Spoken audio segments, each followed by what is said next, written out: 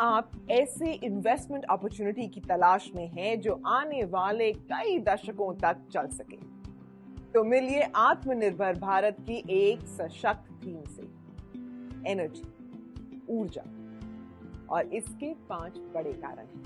पहला, भारत दुनिया का तीसरा सबसे बड़ा ऊर्जा बाजार है और उम्मीद ये की जा रही है कि आने वाले सालों में भारत सबसे तेजी से बढ़ेगा। और इसकी बड़ी वजह है हमारा कंबस्शन टेक्नोलॉजी से इलेक्ट्रिफिकेशन तक का सफर। अगर कोयले और तेल को छोड़कर बात करें तो पूरे देश की ऊर्जा खपत करीब 6.5% की दर से बढ़ने की उम्मीद है, जिसके चलते इंडिया में रिन्यूएबल एनर्जी का टोटल शेयर 22% से 68% तक पहुंच सकता है। दूसरा, हरित ऊर्जा या ग्रीन एनर्जी में भारत को प्राकृतिक लाभ मिला हुआ है। सोचिए, हजारों एकड़ जहां सोलर या विंड प्लांट्स लगे हैं, और क्योंकि यहां सोलर दिन में और विंड शाम को या रात में चलता है, तो हाइब्रिड प्लांट्स की भी संभावना है।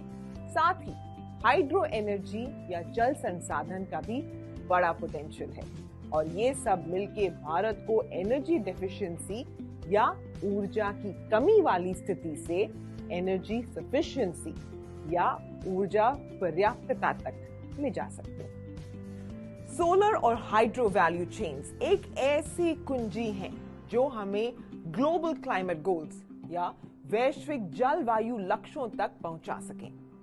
आज चाइना के पास सोलर के प्रमुख तत्वों में 85% और हाइड्रोजन वैल्यू चेन में 50% मार्केट शेयर है। लेकिन चाइना +1 स्ट्रैटेजी के चलते और भारत की कंपेटिटिवनेस के होते यहां हमें बढ़त हासिल करने का बहुत स्कोप है।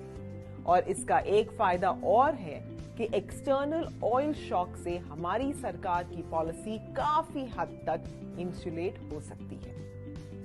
तीसरा, जब ट्रेडिशनल बिजनेसेस से कैश ग्रीन एनर्जी के बिजनेसेस में रीडिप्लॉय या पुनर्वितरित होगा तो भी वैल्यू में इजाफा आएगा।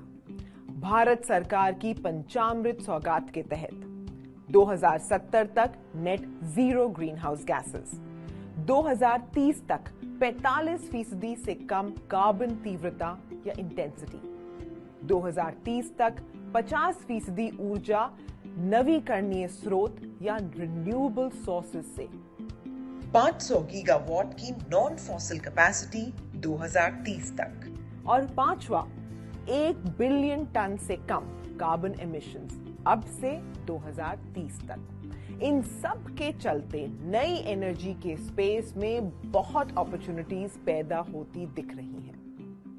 स्टेबल सरकारी पॉलिसीज और रिन्यूएबल एनर्जी तक की सस्ती और आसान पहुंच मौजूदा कंपनीज के लिए जो या तो ट्रांजिशन की राह पर निकल पड़ी हैं या कगार पे खड़ी हैं, बहुत फायदा मिल सकता है।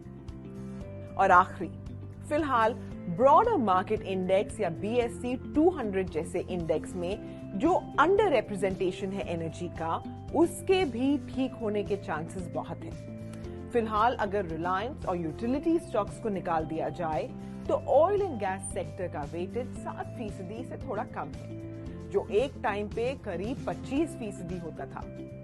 एक्सपर्ट्स का मानना है कि पॉलिसी बदलाव और न्यू एनर्जी पर जो फोकस है उसके चलते ये वेटेज फिर बढ़ाई जा सकती है। निफ्टी 50 की तुलना में निफ्टी एनर्जी इंडेक्स ने शॉर्ट और लॉन्ग टर्म सभी टाइम पीरियड्स में आउट परफॉर्म किया है, और इसके बावजूद वैल्यूएशंस अभी भी रीजनेबल है। SBI एनर्जी अपॉर्चुनिटीज फंड हमारे फंड हाउस की तरफ से एक नया फंड है जो ऊर्जा की थीम से जुड़ी अपॉर्चुनिटीज को तलाशेगा, फिर वो ऑयल एंड गैस में हो या पावर यूटिलिटीज में हो या फिर न्यू एनर्जी में। ट्रेडिशनल बिजनेस, यूटिलिटी कंपनीज और न्यू एनर्जी, इनका ऑप्टिमल मिक्स ना सिर्फ परफॉर्मेंस की वॉलेटिलिटी को कम कर सकता है, साथ ही रिस्क एडजस्टेड रिटर्न्स को भी बेहतर करने की क्षमता रखता है। याद रहे कि SBI एनर्जी अपॉर्चुनिटीज फंड एक सेक्टोरल फंड नहीं है, बल्कि एक थीमेटिक फंड है जो ऊर्जा के पूरे इकोसिस्टम को कवर करेगा। यही नहीं, साथ ही देश के मैन्युफैक्चरिंग सेक्टर को भी बल देगा। इस स्कीम की और जानकारी के लिए अपने एडवाइजर या म्यूचुअल फंड डिस्ट्रीब्यूटर से कांटेक्ट जरूर करें। देखने के लिए शुक्रिया। मैं उम्मीद करती हूं कि आपके निवेश का ये सफर कामयाब हो। म्यूचुअल फंड एवं निवेश बाजार जोखिमों के अधीन है। योजना से संबंधित सभी दस्तावेजों को ध्यान से पढ़ें।